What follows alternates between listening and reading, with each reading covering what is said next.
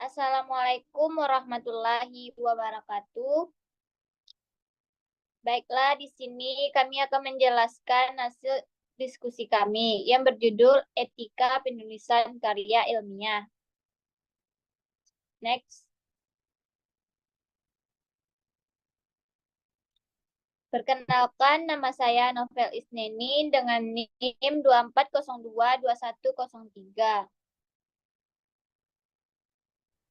Perkenalkan, nama saya Aida Fitriani dengan NIM 240226067. Perkenalkan, nama saya Rani Erika Putri dengan NIM 24022061.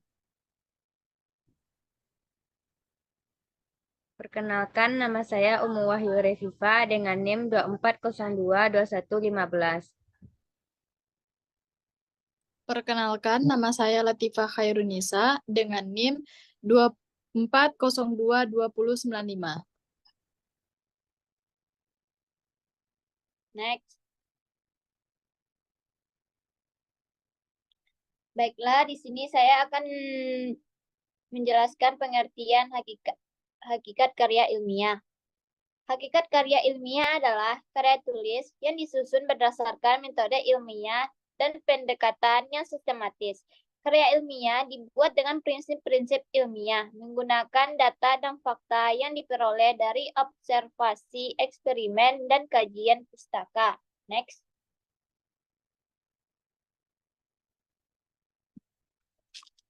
Kedua, karya ilmiah ditulis dengan berbagai tujuan. Yang pertama, menyampaikan gagasan kepada masyarakat luas dan kalangan tertentu.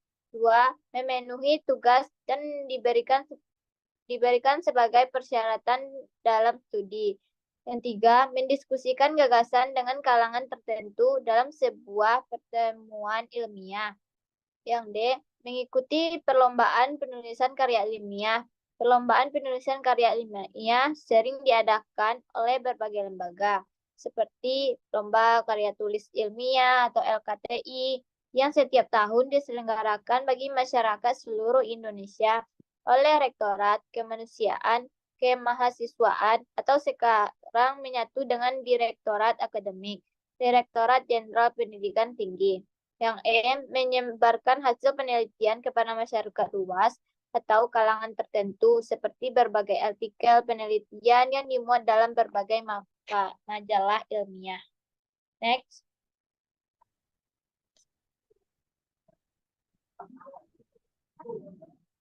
Tiga, manfaat karya ilmiah. A, mengembangkan keterampilan membaca yang efektif. B, memberikan kesempatan berlatih, menginteraksikan hasil bacaan dengan gagasan sendiri. C, meningkatkan penulisan dengan kegiatan perpustakaan seperti menggunakan katalog dalam mencari buku yang diperlukan. D, meningkatkan keterampilan dalam mengorganisasikan dan menyajikan fakta dan data secara jelas dan sistematis. E, memberikan kepuasan intelektual, yaitu satu kepuasan yang terkait dengan kemampuan untuk menyajikan satu khazanah pengetahuan. F, menyumbang keperluan cakrawala ilmu pengetahuan masyarakat.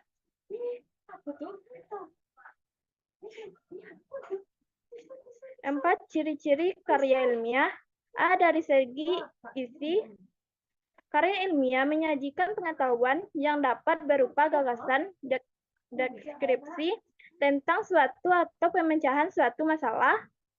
B, pengetahuan yang disajikan tersebut didasarkan pada fakta atau data, atau pada teori-teori yang telah diakui sebenarnya. C, mengandung kebenaran yang objektif serta kejujuran dalam penulis. D, bahasa yang digunakan adalah bahasa baku dan banyak menggunakan istilah teknis di samping istilah-istilah yang bersifat denotatif. E, sistematika penulisan mengikuti cara tertentu.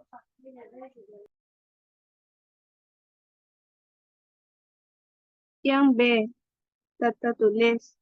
Tata tulis penulisan karya ilmiah. Yang pertama, struktur.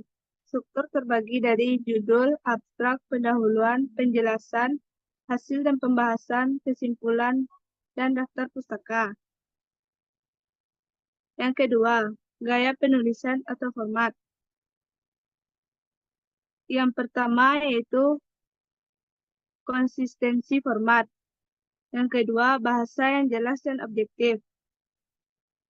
Yang ketiga, penulisan kutipan dan referensi terbagi menjadi mengutip sumber dengan benar dan format referensi. Yang keempat, sikap penulis terbagi menjadi jujur, pengutip, dan pengutip.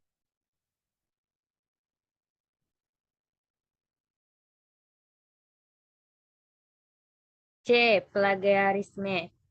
Pengertian plagiarisme. Plagiat adalah aktivitas menjiplak karangan orang lain dan mengakuinya sebagai karangan sendiri tanpa seizin pembuatannya. Plagiat termasuk dalam tindakan kejahatan yang melanggar hak cipta dan pelaku yang melakukan plagiat disebut sebagai plagiator.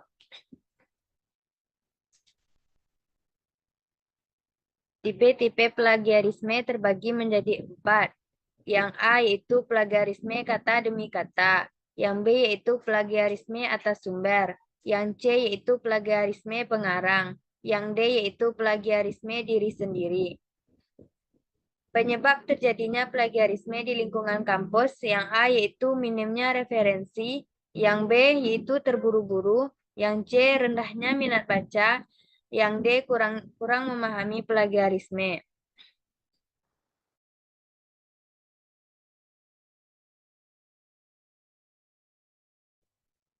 Nah, selanjutnya yaitu jenis-jenis plagiarisme terbagi 3. Yang pertama yaitu plagiarisme langsung, yang kedua yaitu plagiarisme preferensi atau parafrase, yang ketiga yaitu autoplagiarisme atau plagiarisme diri sendiri. Nah, yang kelima yaitu dampak plagiarisme, terbagi menjadi 4. Yang pertama yaitu dampak akademik, yang kedua yaitu dampak profesional, yang ketiga yaitu dampak hukum, dan yang keempat yaitu dampak etika. Dan yang terakhir yaitu cara mencegah plagiarisme, yaitu ada 4. Yang pertama, menggunakan alat deteksi. Yang kedua, menggunakan daftar pustaka dengan teliti. Yang ketiga, menyertakan daftar pustaka yang lengkap dan akurat adalah langkah penting untuk mencegah plagiarisme. Dan yang keempat yaitu menerapkan dan memahami aturan hak cipta. Sekian, terima kasih.